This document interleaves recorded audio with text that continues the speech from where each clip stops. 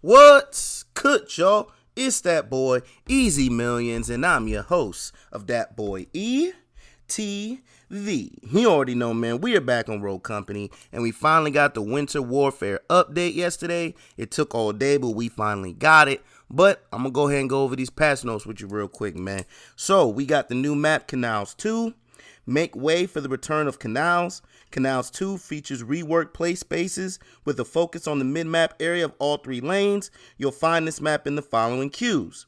The limited time only Canals 2 variety queue, quick play, normal strikeout and demolition, custom battle zone demolition strikeout, king of the hill and dodgeball, ranked strikeout and demolition, and 6v6 TDM, man. So finally, Canals is back. It's been gone for the longest. So can't wait to get on and see how this map checks out. But they got a returning LTM called Team Snipers, where Snipers Only is making a return to Rogue Company. In this mode, players begin the match with both a legendary LR-15 and a legendary TYR, with the ability to buy some perks as the round progresses. Outside weapons are strictly prohibited. This game mode will be featured on the maps Favelas, Breach, Factory, and Glacier, man. So, Snipers is back in the game. We all know how them snipers be hitting in the game, man. And actually, I started getting good with sniping through Rogue Company. So, thank you, Rogue Company, for the game mode. I'm probably definitely going to have to check this one out, man. Now, let's get into these balance changes for the Rogues, man. We got Glitch. His passive range buff from 30 meters to 60 meters. And they have a note saying that Glitch's passive is great for identifying enemy positions and dodging potentially dangerous encounters. This buff is aimed at increasing his play potential by extending the range of his intel he can gather. So Glitch is getting a nice buff here. The more info he can gather, the better he'll be. So that looks like a great buff for him. Now, we got Talon. And his ability, his range has been buffed from 30 meters to 40 meters. So this small bump in his ability range should help Talon in encounters where weapons he's pulling are just out of reach, man. So this ability is for him to grab weapons. I actually thought while I was reading it that it was for his sonar dart, but it's only for his ability to grab weapons. So let me know how y'all Talons feel about that. Was this a change that really needed to be needed? Let me know. Now we got Vi. Her passive. Her health steal rate has been reduced from 0.1 to 0.07. And it says Vi's maximum health steal passive is very strong enough in reducing the time to kill of an enemy opponents and increasing her own. This change is meant to reduce that capability, man. So they gave her a little nerf this way to kind of bring Vi more in line with everybody else. Me personally, I never really saw a problem with Vi, but hey, you know, let me know how y'all Vi mains feel about this nerf, man. Let me know if it really changes y'all gameplay like that. Okay, so now we got the Hydra. Oh, we're going to move into the weapons now. Moving into the weapons. We got the Hydra.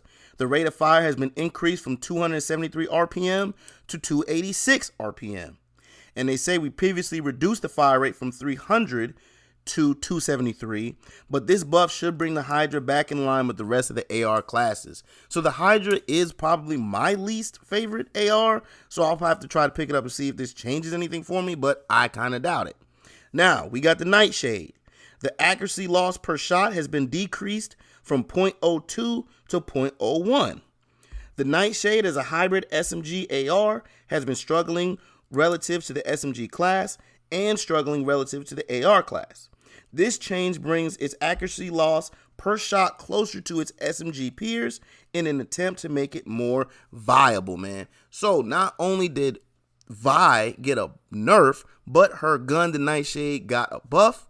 So I actually like the Nightshade. So I'm probably going to check that out. Definitely check that out. Now, we got the objection. The headshot damage has been increased from 14 to 16. The objection is slightly lagging relative to its peers in the SMG category. Given the weapon's overall inaccuracy, this increase in the headshot damage should make the weapon more lethal in the close and close to mid ranges. Now, talking about the objection, I believe, if I'm not mistaken, that is Dahlia's gun. This gun is pure booty cheeks, in my opinion. I still don't like it. I don't think that this headshot damage is going to change anything. But any of y'all that use this gun regularly, let me know if this does anything, because I'm still not going to pick this gun up. But we got the Sahara. They have increased the hip fire accuracy and missing a hip fire shot tended to be quite punishing, given the overall accuracy, speed, and stopping power of this weapon. This change is to reduce the likelihood of missing an initial hip fire shot and being severely punished, man. So the Sahara got some hip fire buff, which is always great. Great. So what do we got next? We got the Riptide. They increase the max accuracy loss, and the accuracy returns faster after finishing firing. The Riptide had an incredible initial and sustaining accuracy. These changes should keep the first 4 to 5 shots of the weapon highly accurate, but reduce the ability of players to hold down firing with perfect accuracy well into their magazines. The Riptide will continue to reward players who can consistently land headshots, but now players will be punished for missing headshots by needing to stop and reset their aim, man. So it looks like with the Riptide, they're just trying to add a skill gap to the use of the weapon, which is always a good thing as far as games go, man. So Riptide, love to see it. And then finally, we have the Conviction. The last balance change for the weapons is the Conviction. In the fall off range 1, the distance has been changed from 20 meters down to 15. So that is a nerf. The Conviction has exceptionally high fall off ranges. This change is in order to bring its first fall off range down a bit to be more in line with most other weapons available, man. So the Conviction got a nerf with its distance changed for the fall off damage. But hey, I'm not saying the Conviction is the LMG, I believe. Don't really use LMGs. I primarily only run with the SMGs, snipers, and ARs. So y'all will let me have to know how the Conviction goes, man. But that has been the update patch notes for the Winter Warfare update on Rogue Company. Down in the description, I will have the link to the full patch notes, as there are some things in the patch notes I did not take the time out to read, as it is just little changes here and there. So make sure to click the link, check the patch notes, get all the information for yourself, man. But as always, please like, comment, subscribe, follow, share, become a supporter, and catch me streaming on Facebook Gaming and Twitch at ThatBoyETV.